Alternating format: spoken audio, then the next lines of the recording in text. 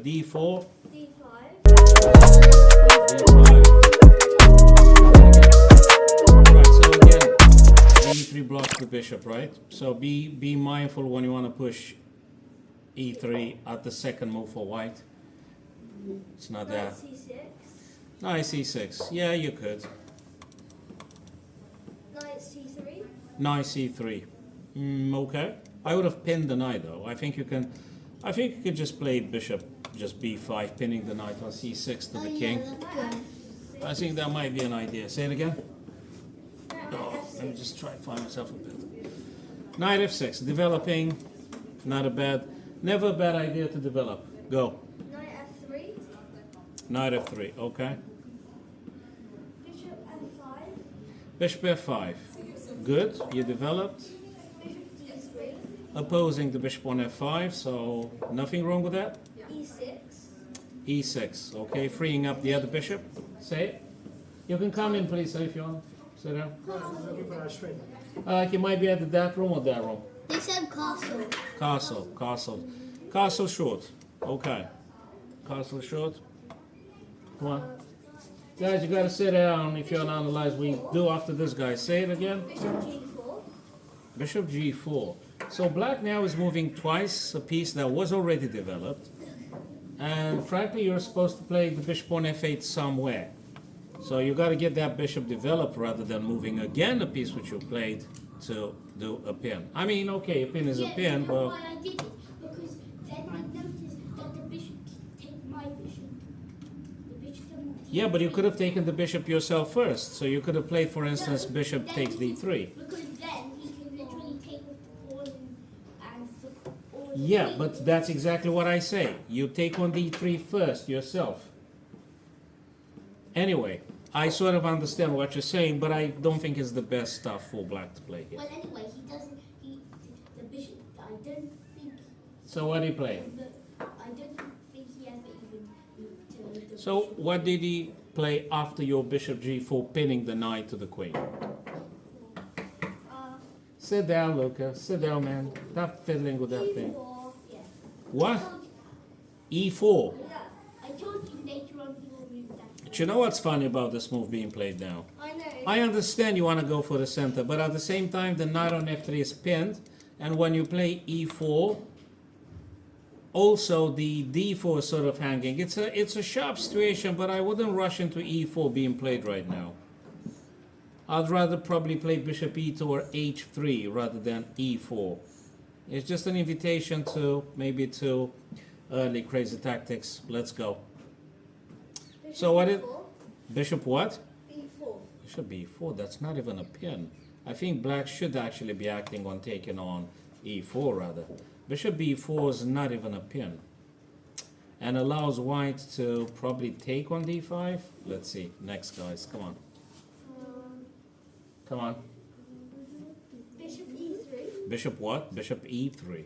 Well, that makes a little bit of sense. You could make a pin though. Castle short. Yeah. Queen E2. Queen E2. You're still in a pin with the queen. Queen E2 still keeps the queen in a pin from the bishop. I'm a coat. Dude, get your coat and then off you go. Guys, sit down if you want to watch the analysis. If not, go home with your respective parents' stuff. Yeah, okay, why did you do that? Queen E2? Well, I wanted to play defensively. Defensively, like keeping your queen in a pin. I don't think it's very good. Because he shouldn't move the bishop. Yeah, well, he should have challenged with H3. Sit down. He should have challenged with H3. Next. What did black do? Knight A5. Knight A5 by black.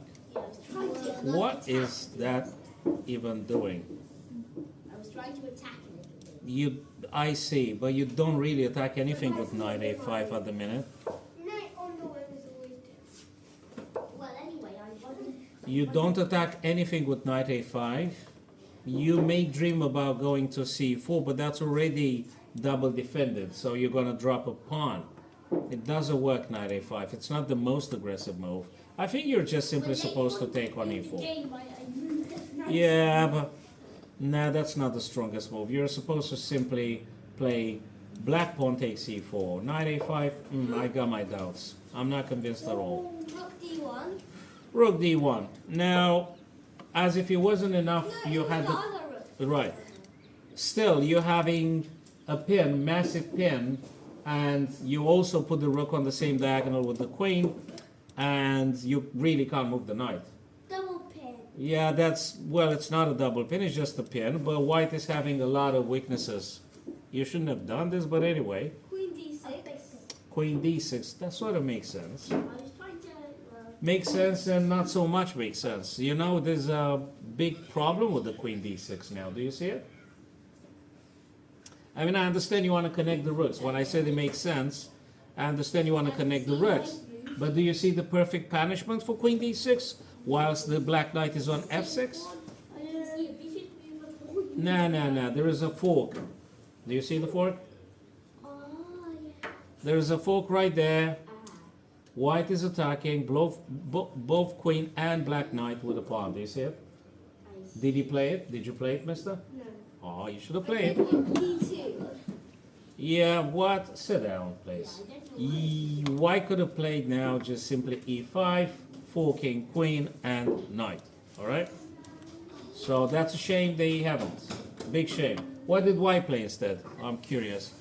But that was the best move, of course, for them to do. This is starting to get out in a really bad game. Well, bad game when you're E5. missing opportunities, definitely. What? E5. E5, oh. Great. So white is winning at a stage, we could say. But that was black. Are you not serious, man? It's white's turn after queen d6. It can't be black. No, black. I did rook d2. Rook d2 doesn't make any sense. I'm sorry, guys. It just doesn't make any sense. Rook d2. I think And e5 from black. You guys playing chaotically. You miss opportunities. You could have punished your opponent and you didn't. So you just move some stuff randomly. I've got a feeling you're moving things randomly here.